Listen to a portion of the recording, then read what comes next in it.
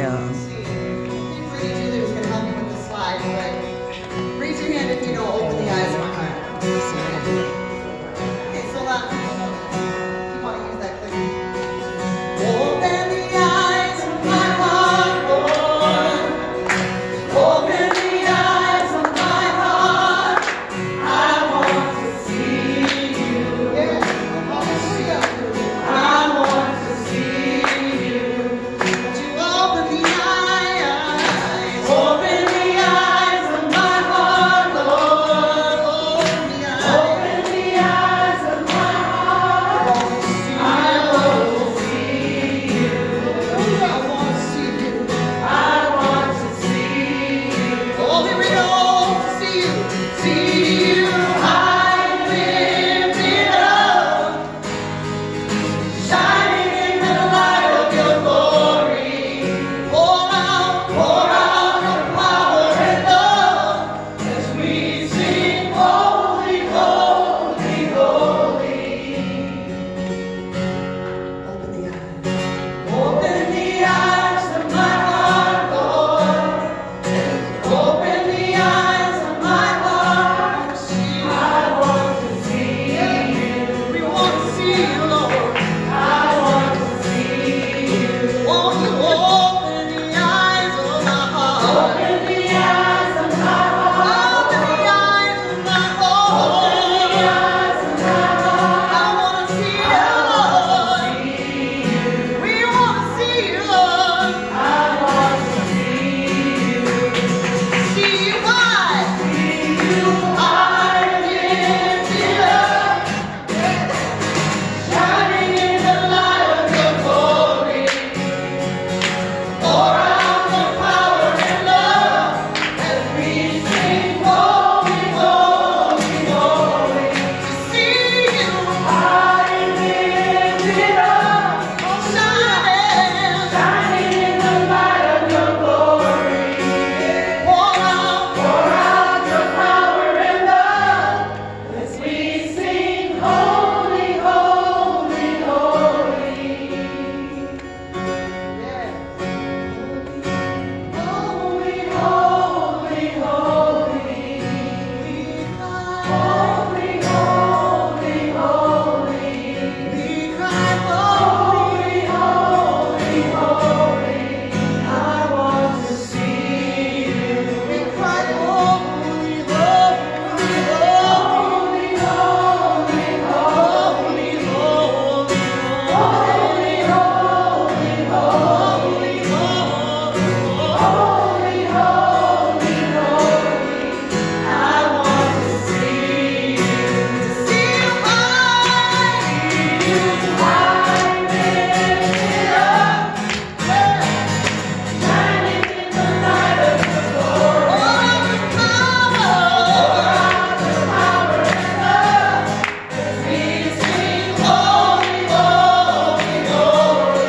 To see you high and lifted up, shining in the light of your glory. Pour out your power and love as we sing, holy, holy, holy.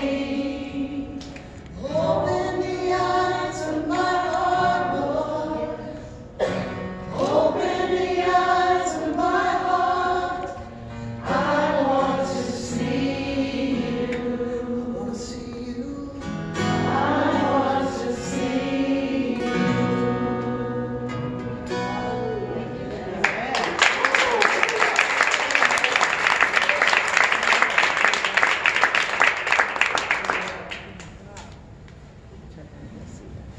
You can have a seat, take your seat.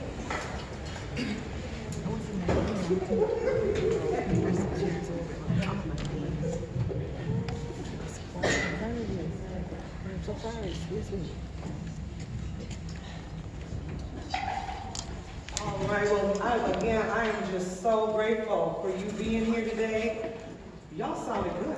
I almost want to say, let's go and rumble with that. But God is good, and this event, I talked with Evangelist Michelle a couple months ago, I want to say. By the way, I'm Julie, a.k.a. Lady J, a.k.a. Lady Gordon, J. Ray, whatever you want. That's what the pastor calls me, Baby J. For those of you that don't know me. But when I spoke with Michelle, oh gosh, a couple months ago, we were messaging back and forth and asked her if she would be our speaker today for our event, and she didn't hesitate. The one thing that she did say, she said, my granddaughter has basketball. This is the time, it's the basketball season. And she said, but I'll make it work. And so I just want to thank you first and foremost for rearranging your schedule to be here today to bless us. Amen. And for coming today and speaking a word and a testimony and educating us today. So she has a wonderful biography. This isn't even her, resume and all that. This is just a short bridge, but I'm going to bridge it a little bit more today. She's just a mighty woman of God, first and foremost. And I'm going to need probably going to need my readers here. All right, her scripture that she shares with us is, I will bless the Lord at all times, and his praise shall continually be in my mouth. Amen. Psalm 34:1. Michelle was born in New York City. Anybody else?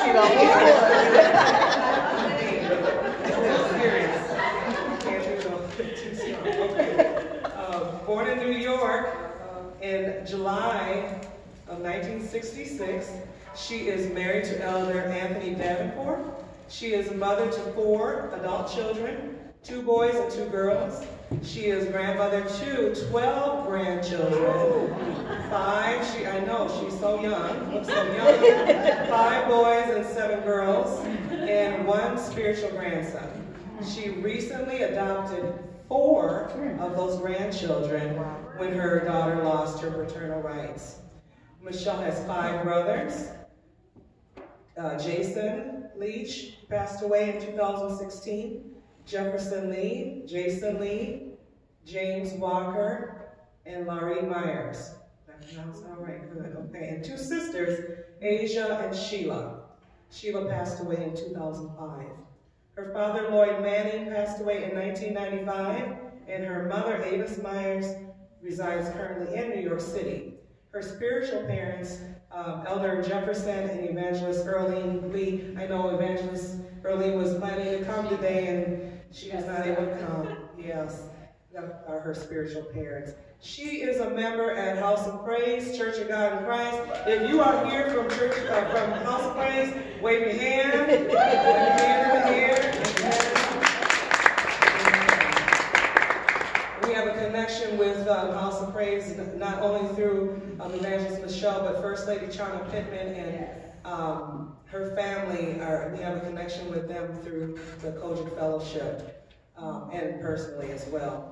So she has worked as an evangelist, missionary, assistant pastor's wife, usher. Okay, and I'm just going to bullet point these: Sunday school teacher, the district nurses unit, secretary for the district, marshal for the district, assistant to Secretary Mother Hines Harris, praise team leader, and I'm telling you, there's a lot.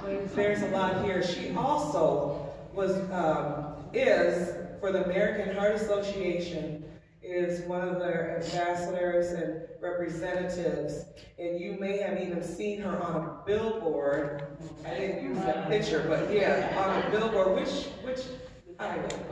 Back of the bus. Yeah. It was 5 locations in the state of Minnesota. Wow, praise God. Back of the bus, and then I had a display at the government center from November to December. Amen. Sorry, to February. So this year, February. Amen. And as you know, she's a registered nurse, going for her doctorate in nursing.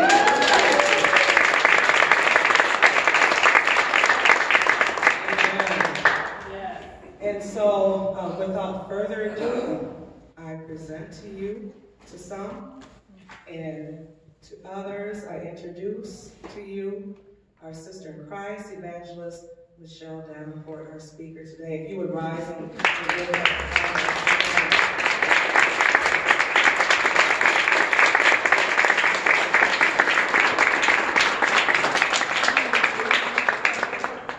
You don't have to sit. Which way?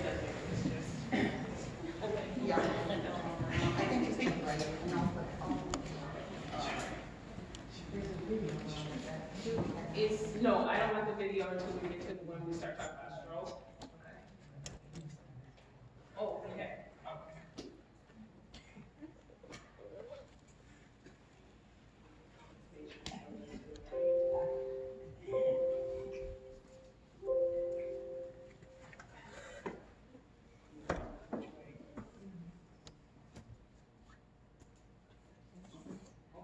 Maybe you might have Point it to you.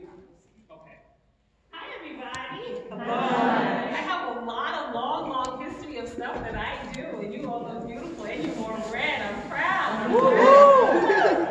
Go red from Minnesota. So yes, I was the spokeswoman for the 2017 to 2018 year for American Heart Association. One of 6 other ambassadors. And as we go through the day, and I try to keep it down here in education, but it's so important. I think the biggest word I might have in there is arteriosclerosis, so maybe that's about the biggest word I got in there for you. But when I took the time, I was praying about everything I do, and I do truly thank you all for this opportunity. First Lady Gordon, she's somewhere, but I thank you so much for this opportunity, because we don't hear a lot of what we need to do as women, even for our men, because it affects them too. So I try to keep it to the low layman's level as I possibly can. But the title I decided was Heart Disease and Stroke Awareness. So when I was selected to be the representative for Heart Association, I was a stroke survivor, but I had just lost my baby brother to a massive heart attack.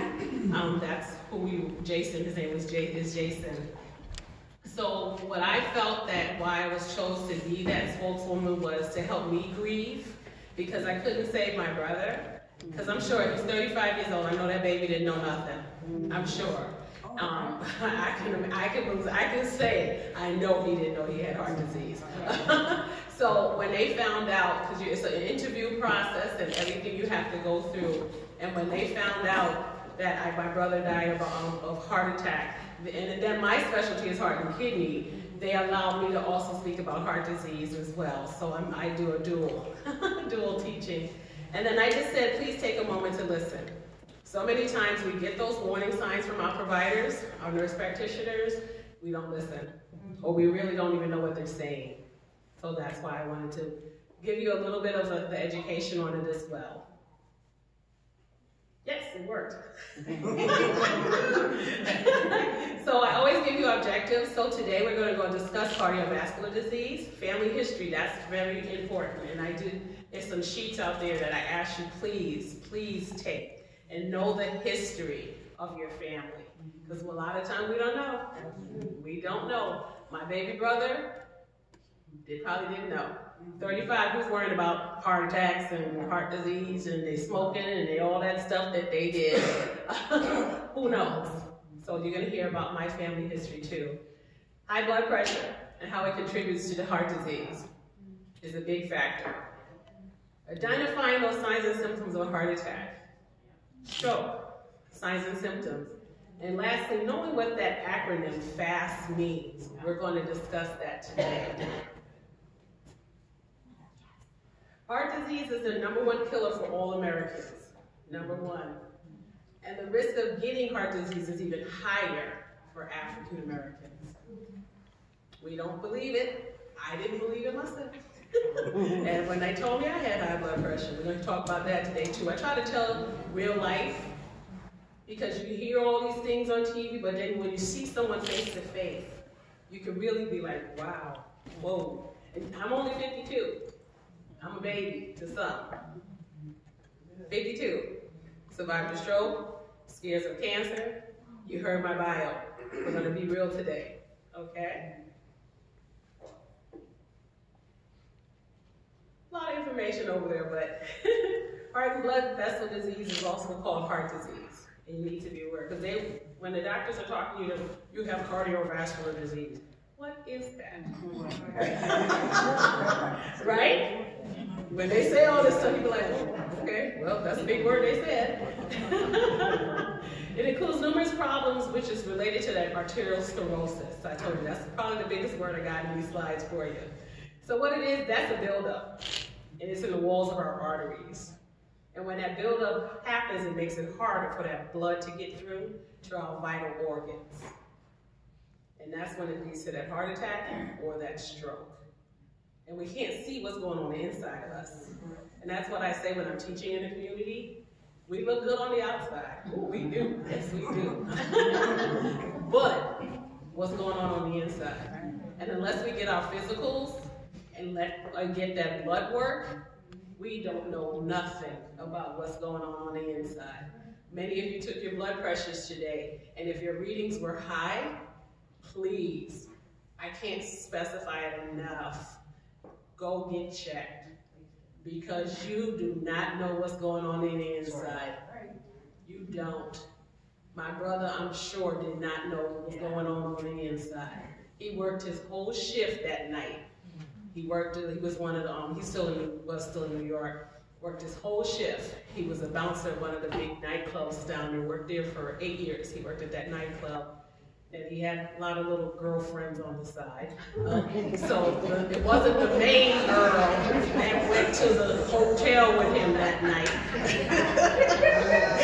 Hey, I'm being real. Okay? Gotta be real. Okay? If you don't know nothing about me, I'm gonna tell you the truth. Okay? So he was not with the main girl. So they went to a hotel after my baby brother and him went to they both worked at the same nightclub. Laurie went home, Jason went with his little friend, and she said he passed out and then he woke back up, and then he passed out again, and she started CPR, she did, and within half an hour he was gone from the earth. They did CPR all the way to the hospital, and I don't have a relationship with my real mother. You heard my spiritual parents. And I didn't believe she would tell me what the autopsy said, because of course they have to do an autopsy. So I ordered it myself. Sure did. Because I know the terminology. I don't care what they write on there. For something I don't know, I'm going to look it up. Okay, I've been a nurse going on 30 years. So when I got the report, I literally fell off the couch. The first page, because I'm thinking, I'll try not to cry today. I'm thinking maybe somebody gave him something. Because he smoked marijuana, but he wasn't into drugs. He did his little drinking a period, time. But I wanted to know, did someone harm my brother? Right. The first page of the autopsy report said cardiovascular hypertensive disease. I fell off the couch. 100% blockage. 100%. Wow. Sometimes you hear 50%, 10%, 100%. He had no chance of survival. I don't care if they even got him to the cath lab. No. So that's what I'm saying, we don't know what's going on the inside. So if your blood pressure reading was higher than normal, please take the advice of the nurses and go get checked, okay? So that big word I used a little earlier, and some of you in the back might not be able to see it, and I'll talk as loud as I can. This is the normal artery here. See the beautiful blood flow? This is the atherosclerotic artery.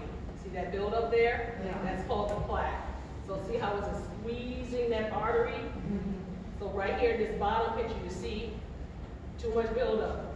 And that's going to keep building up as we get older. And that's when that blockage happens, heart attack, stroke. So I wanted you to see this visual, okay? Risk. I'm going to talk about unmodifiable risk, and then I'm going to talk about modifiable, what we can do, okay? Big one, gender. Males are at greater risk, but we are at a higher risk now, according to the American Heart Association. Age, the older we get, no matter if we want to believe it or not.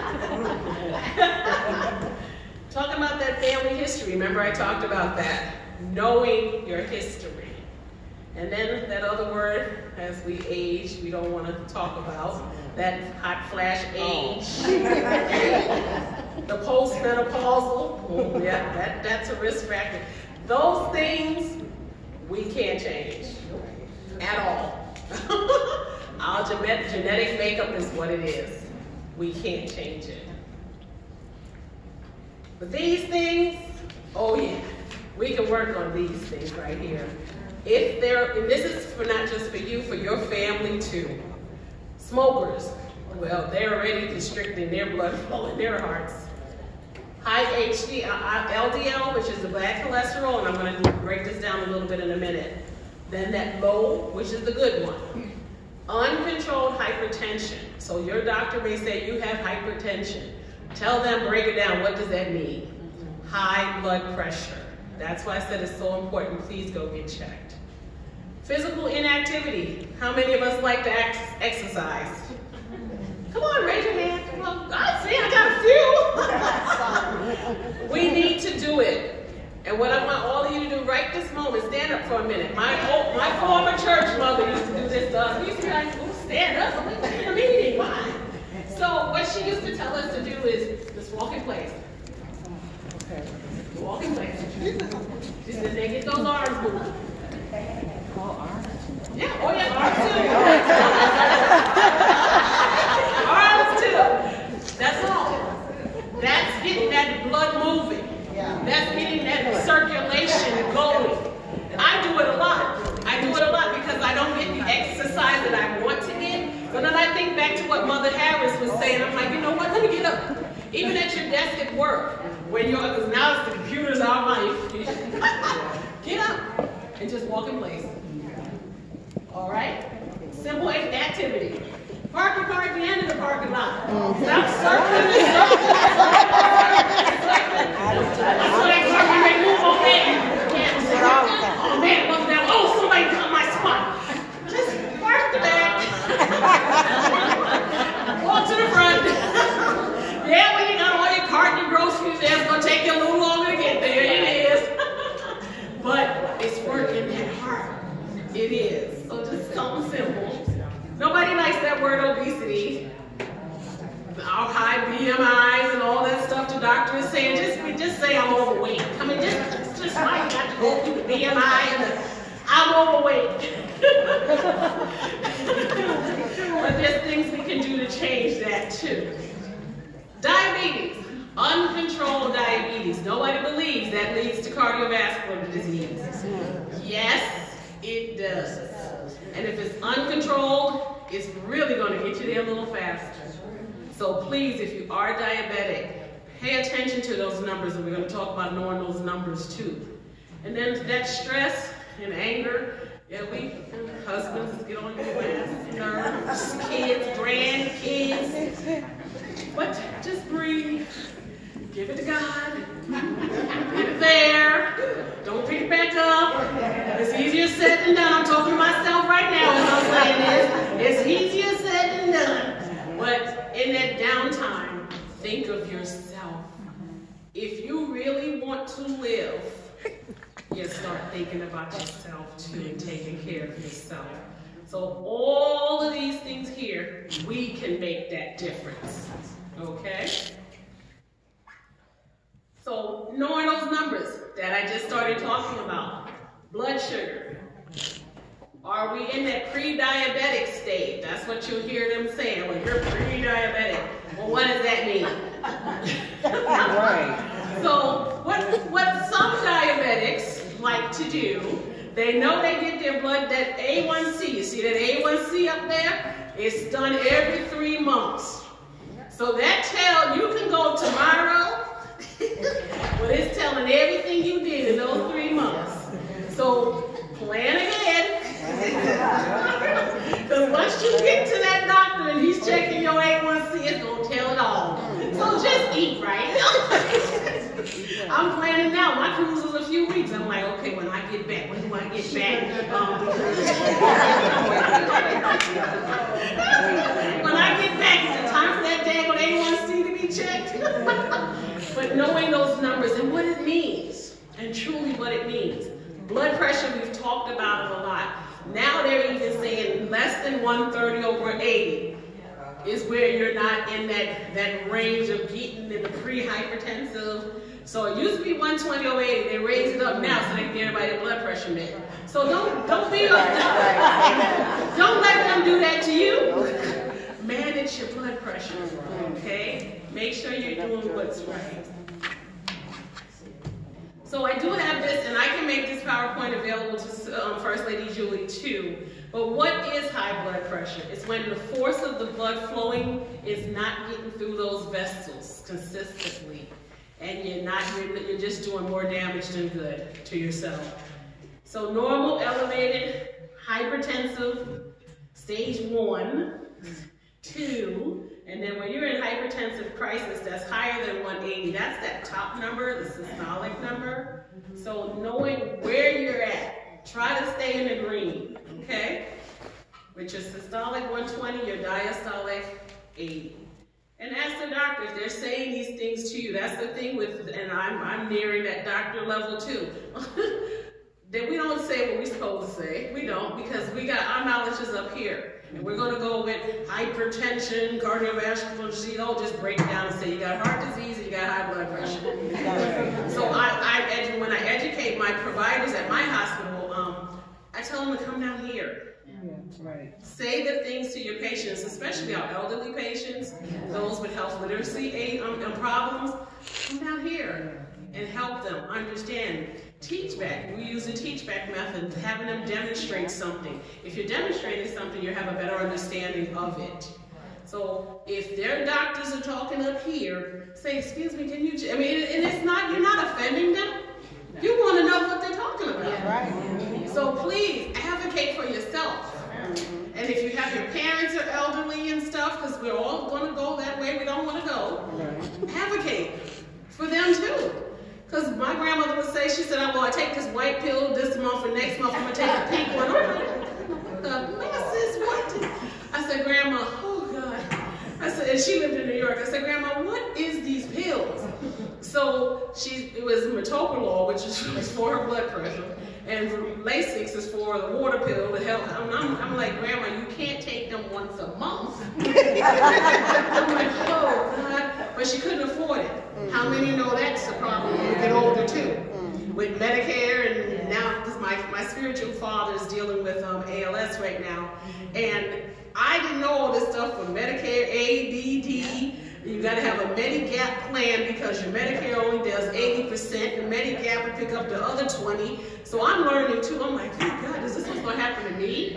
When I get there, you don't have health insurance unless you buy it at 65. That's insane. So I understood why Grandma had this pill, that pill. But I was able to send money home to help her. But how many people can do that? So please advocate.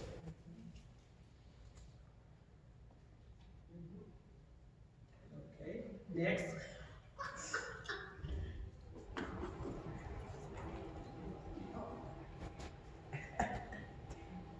We had it working for a while. Note your numbers, continuing. The cholesterol, knowing what that good is and what that bad is. So the bad is not letting anything go through. It's narrowing those arteries. The good is trying to get rid of all the bad, get it out your liver. So knowing what meds, not meds, well yeah, if you're on those meds, what the meds are doing for you, but knowing what foods will get you there and raise that cholesterol. What they want it to be less than 200. But if your doctor is saying it's 205, 210, whatever it is, ask them, what does that mean? Please, ask them, what does that mean? 1 minute. This was my baby brother, Jason. Died a few days before, 18 days before his next 36th birthday. He didn't know anything, and I'm sure he didn't. So many of us don't know what's really going on within our bodies. I can't say enough. If you don't do anything but once a year, get your physical. And as we age, we need the mammogram, then the colonoscopy. You gotta do it. Whether you want to or not. You gotta do it. I call it the squishogram, but it's squishograms enough to let us know what was going on in our bodies. So please, this baby didn't have a chance, as I shared earlier. So that's Jason. So, leading into heart attacks. Your heart needs oxygen to survive. We all know that. If it doesn't, it restricts that blood flow to our brain. We have a limited amount of time when you'll have an anoxic brain injury and you will die. Okay? Next. I have this warning sheet out there for you, and it's not just only the chest discomfort that some people experience. It's other things too. It could be anywhere in your body. It could be in your head or neck. It could be in the upper gastric area. It could be in your back. They said the classics was your left arm. It could be left arm, right arm. If you're experiencing something, call 911. So right now they're going to hands-only CPR. So that you may have seen that kiosk that, well, my hospital has one sitting there too, but around the country now, they're doing that hands-on CPR. It's a machine that helps you learn how to do CPR. It literally walks you through all the steps, and you just sit there and stress yourself. it's a lot of work. I broke ribs trying to save someone's life, but now it's just call 911 and get to pushing. You know, 2 breaths and all that other stuff anymore. The more you push, you're keeping that blood going, okay? So look for those machines, and I did put some little handouts back there about that too. It's just that 2-step process now. So no breathing. Not worried about the breathing anymore. Just push. Keep that. Yeah, it is. Yeah. It is to that song. That's supposed to be Elvis Presley sitting there. All right. So is regular CPR still okay, even though they're practicing this? Is regular CPR still okay, or do they just? I mean, if it's a two-person, if you're alone, you just don't worry about breaths. Just keep pumping till you get emergency help there. If you're 2-person, one do the compression, one do if you got a bag, if you got the mask. I keep a face mask in my car. So you still do those things, but if you're alone, push. Okay. If you're at home, 911 push. Start those compressions right away. You may save that person's life. Don't worry about the breaths. I used to worry about the breaths and all that stuff. Am I counting right? Right now, it's push. Try to save that life. So this is that video of me. I don't know if that link will come up, but First Lady Julie does have it also. Okay. Get your tissue ready.